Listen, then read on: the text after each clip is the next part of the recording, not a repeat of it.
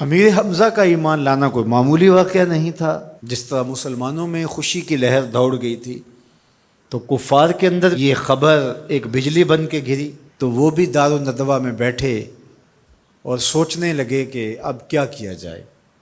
آج ایک حمزہ بن عبد المطلب گئے ہیں، کل کوئی اور چلا جائے گا تو یہ تو طاقتور ہو جائیں گے۔ عمر بن خطاب مجلس میں موجود تھے، کہا تم قصہ چھوڑو، یہ کام میرے ذمہ رہا، میں بانی اسلام کی زندگی کا چراغ ہی بجھا دیتا ہوں۔ روز روز کا قصہ ہی تمام ہوتا ہے، تلوار حمائل کی اور ارادہ قتل سے گھر سے نکلتے ہیں، تقدیر ہنس کے کچھ اور ہی بول رہی ہے۔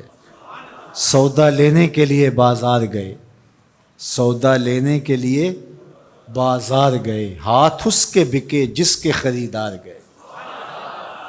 تلوار حمائل کی ہے، بانی اسلام کی زندگی کا چراغ بجھانے کی آرزو ہے، گھر سے نکلتے 22 سال کی عمر ہے، جوانی ہے، بانکپن ہے، چہرے پہ جلال ہے، خطاب کا جری جواں بیٹا ہے۔ راستے میں ایک صاحب ملے، دیکھا اور کہا کہ کیا تیور ہیں اور ارادے کدھر کے ہیں؟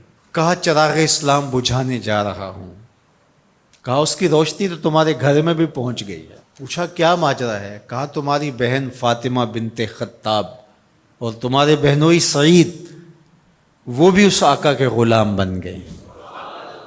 بس غصے میں بہن کے گھر پہنچتے ہیں اور دروازے کو دستک دیتے ہیں۔ اندر قاری قرآن ان کو قرآن سکھا رہا ہے۔ اہل خانہ سمجھے عمر آئے ہیں اور تیور بھی اچھے نہیں ہیں، قاری کو کہیں گوشے میں چھپا دیا اور دروازہ کھولا۔ دروازہ کھولنے کی دیر تھی کہ بہن پہ ٹوٹ پڑے، مار دھاڑ شروع کر دی۔ تم سابی ہو گئی ہو، تم نے آباء و اجداد کا دین چھوڑ دیا ہے، مار مار کے ان کو لہو لہان کر دیتے ہیں۔ تو بہن بولتی ہے عمر سنو، تم خطاب کے بیٹے ہو نا، میں بھی خطاب کی بیٹی ہوں، میں بھی اپنے موقف سے ہٹنے والی نہیں ہوں۔ حیرت زدہ ہو جاتے ہیں کہ اس عورت کے اندر یہ بجلیاں کیسے آ گئیں۔ تو سوچنے لگے اور کہا اچھا جو تم پڑھ رہے تھے مجھے بھی سناؤ۔ کہا تمہیں پہلے غسل کرنا ہوگا۔ عمر بدن دھو رہے ہیں، میرا رب دل دھو رہا ہے۔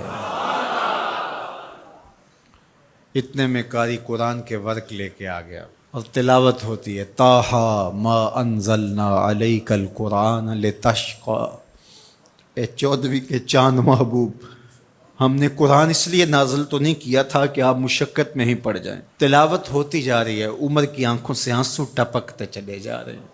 کہا عمر کی عمر برباد ہو گئی، چلو مجھے حضور کی چوکھٹ پہ لے چلو۔ اللہ اکبر۔ دار ارقم میں حضور تشریف فرما تھے،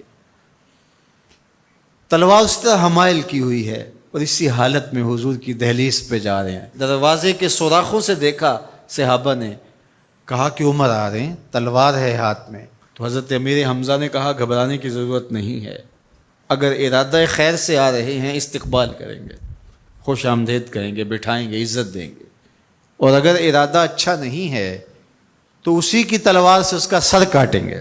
دروازہ کھلتا ہے، عمر حضور کے سامنے آ کے بیٹھتے ہیں اور میرے حضور کہتے ہیں عمر ابھی وہ وقت نہیں آیا کہ تم اسلام لے آؤ، اور یہی وقت تھا عمر کے اسلام لانے کا۔ حضرت عمر کلمہ پڑھتے ہیں اشہد ان لا الہ الا اللہ وحدہ لا شریک لہ واشہد ان محمدا عبدہ ورسولہ۔ جو ہی عمر کی زبان سے کلمے کی صدا سنتے ہیں صحابہ، اتنے زور سے اللہ اکبر بے ساختگی میں کہتے ہیں مکے کی گلیاں گونج اٹھتی ہیں۔ اللہ اکبر۔ اب ایمان لانے کے بعد جناب عمر حضور سے پوچھتے ہیں کہ حضور ہم حق پہ نہیں ہیں؟ فرمایا ہم حق پہ ہیں، اللہ کا دین سچا نہیں ہے؟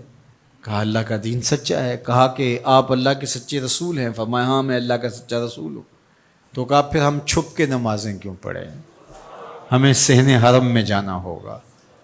مسلمانوں کی 2 صفیں بنتی ہیں 20-20 افراد کی، ایک صف کی قیادت حضرت عمر کرتے ہیں، ایک صف کے آگے حضرت امیر حمزہ چلتے ہیں، درمیان میں میرے حضور ہیں، اور صحن حرم میں پہنچ کے رب کی نماز ادا کی جاتی ہے۔ حضرت عبداللہ ابن مسعود رضی اللہ تعالیٰ عنہ فرماتے ہیں عمر کا اسلام لانا مسلمانوں کے لیے عزت کا سبب بنا، وقار کی علامت بن گیا۔